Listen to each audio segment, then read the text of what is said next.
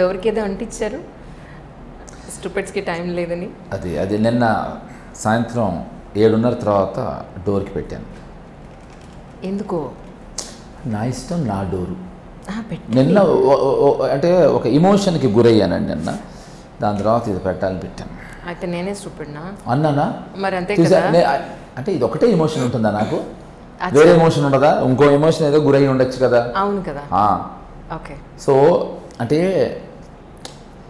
ఇప్పుడు చాలామందికి under playing చేస్తూ ఉంటారు. అంజలి బాగున్నారండి, మీరు చాలా మంచివారు, మీరు చాలా మంచి, అంటే not you, no I'm not saying.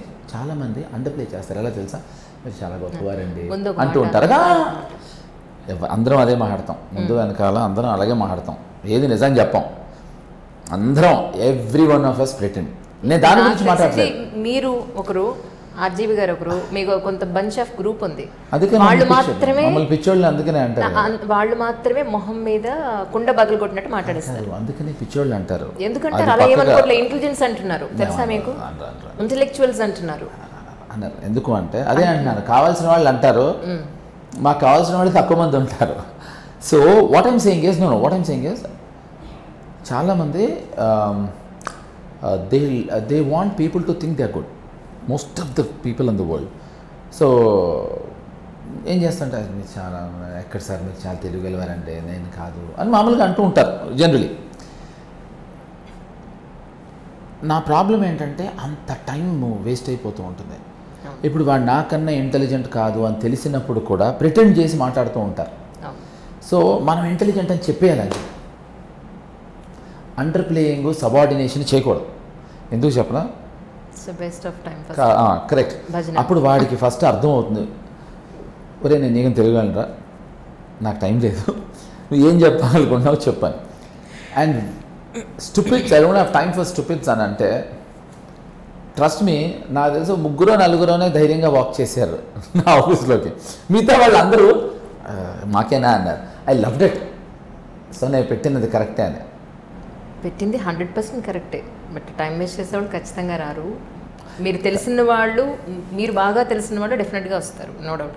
అదే నేను అది ఎందుకు పెట్టాను అంటే to let them know that most of them are stupids అని పెట్టాను అంతే.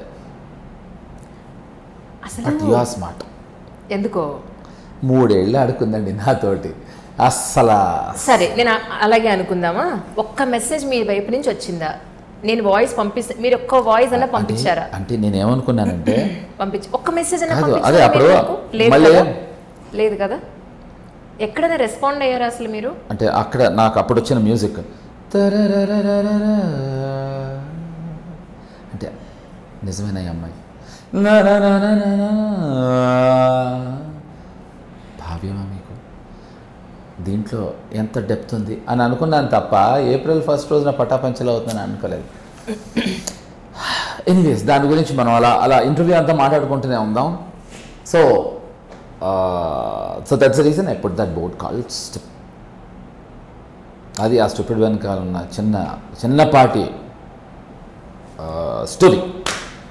అమ్మ చాలా మంచి క్లాసికల్ సింగర్. మీ ఫ్యామిలీలో ఎవ్వరు కూడా ఫిల్మ్ ఇండస్ట్రీలో అడుగుపెట్టిన వాళ్ళు ఎవ్వరూ లేరు. మీరు ఇటువైపు టర్న్ అవ్వడానికి, ఇందులో ఇంట్రెస్ట్ ఉండడానికి కారణం ఏంటి? జనరల్గా అమ్మ అంత మంచి సింగర్ అయినప్పుడు మీరు చాలా, ఇప్పుడు మీరు పాడినట్టుగా నాకు అర్థమైంది ఏంటంటే మీలో కూడా కొంత సంగీత జ్ఞానం ఉంది అన్న విషయం నాకు అర్థమైంది. లేదు అంటే ఐ టోటలీ అదే చెప్పే కదా, నేను అందరిలా ఎక్కడండి అని అన్ను. అది అసలు ఆ సబార్డినేషన్ ప్లే చేయడంలో ప్రపంచంలో ఎంత ఇష్టమో, ఎక్కడండి అంత లేదండి, నేనేదో కొంచెం. నేను ఒకసారి ఒక మహానుభావుడు, నటన అనేది ఒక పెద్ద సముద్రం, దాంట్లో నేను నీటి బొట్టుకు కూడా కాదన్నాడు. మరి మగ్గ అవ్వకుండా కూడా చేంపిగుదామని వచ్చామన్నా, ఒక చిన్న మగ్గనే అవ్వాలి కదా, అంటే నీటి బొట్టు అయ్యి వచ్చేస్తావు పీకడానికి. ఇప్పుడు ఫ్లైట్ ఎగురుతుంది అంజలి, వాడు ఫ్లైట్ ఎగరేసే ముందర పైలట్ మన అందరం కూర్చుని ఉంటే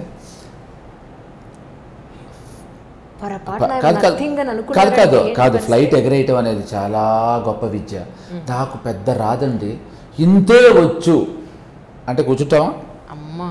కరెక్ట్గా మనకు అపెండిక్స్ ఆపరేషన్ చేద్దామని డాక్టర్ పడుకోబెట్టి కమాండ్ అని, బ్రదర్ ఇది ఈ విద్య ఒక పెద్ద సముద్రం, నాకు నీటి బుట్టొచ్చు ఉంటావా? మరి ఎందుకు నటన అనేది సముద్రం, దాంట్లో నీటి ఒక బకెట్ అయినా ఈరా అనేది నా ఉద్దేశం. అలాగే ఇప్పుడు మా మదర్తో సంగీతం నేను నేర్చుకోలేదు. నాకున్నది జ్ఞానం కాదు, వినికిడి జ్ఞానం. అనగా చిన్నప్పటి నుంచి అమ్మ సంగీత కచేరీలు ఇవ్వటము, మ్యూజిక్ కాన్సర్ట్స్లోకి వెళ్ళటము. సో వినగా వినగా వినగా వినగా ఎక్కడో అది అలా అలా అలా అలా వెళ్ళి ఉంటుంది తప్ప I so wish I should have learned. మా అక్క నేర్చుకుంది, మా అక్క క్లాసికల్ మ్యూజిక్ నేర్చుకుంది, వీణ నేర్చుకుంది. బట్ నేను నేర్చుకోలేదు. నేర్చుకుని ఉంటే బాగుండేది. I should have learned. అంటే నేను ప్రతి ఇంటర్వ్యూలో చెప్తూ ఉంటాను నేను, and I feel proud talking about my mother. మా mother triple post graduate, double doctorate New York institute of technology నుంచి డీలీట్ చేశారు. అండ్ మ్యూజిక్లో ప్రొఫెసర్ ఆవిడ, అండ్ చాలా పుస్తకాలు రాశారు మ్యూజిక్ మీద. సో నేర్చుకోలేదు. సో సినిమాల్లోకి నేను 14th August 1979 80 ఆ రోజున అని చెప్పడానికి ప్రధాన రోజు డెసిషన్ తీసుకోలేదు. ఓకే, నాకు అంటే చాలా ఇంటర్వ్యూస్లో చెప్పినా కూడా నిజమే కనుక మళ్ళీ చెప్పాలి. ఎగ్జిబిషన్ హైదరాబాద్లో ఎగ్జిబిషన్ గ్రౌండ్స్లో ఎగ్జిబిషన్, అఫ్కోర్స్ అందుకే దానికి ఆ పేరు వచ్చింది. ఆ ఎగ్జిబిషన్ జరుగుతుందంటే అక్కడ దాని పేరు మర్చిపోయాను. అదేదో ఇలా మన పేర్లు అవి రాసుకుంటే ఇలా గుండ్రంగా తిప్పుకునేవేవో వచ్చేవి. సో దాంతో నా పేరు రాసుకుని నా ఏజ్ పిల్లలు, నా classmates IAS, IPS, BE, ME, MBBS ఏవో రాసుకుంటూ ఉంటారు కదా అందరికీ. నేను సినిమా అని రాసుకున్నా, ఆర్ సినిమా యాక్టర్.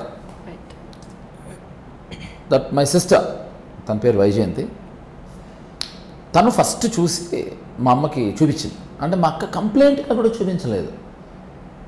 మా మదర్ లాగి గోబ మీద కొట్టి జుట్టు పట్టుకుని ఏంట్రా ఇది అని అనుంటే అక్కడికి అయిపోయి ఉండేది మ్యాటర్. అప్పుడు ఈ హార్ట్ బర్న్ ఉండుండేది కాదు. అంజలితో ఆ క్షణాన్ని ఆ రోజున మా అమ్మ కనుక లాగి గోబ మీద కొట్టుంటే 3 ఏళ్లుగా అంజలిని చూద్దామనే నిజం, ఇది మాత్రం నిజమైన నిజం అండి. 3 ఏళ్ళ నుంచి నేను అంజలిని చూడాలి, అంజలితో మాట్లాడాలి, అంజలితో మనసిప్పి మాట్లాడాలి అని నేను చాలా ప్రిపేర్ అయ్యాను.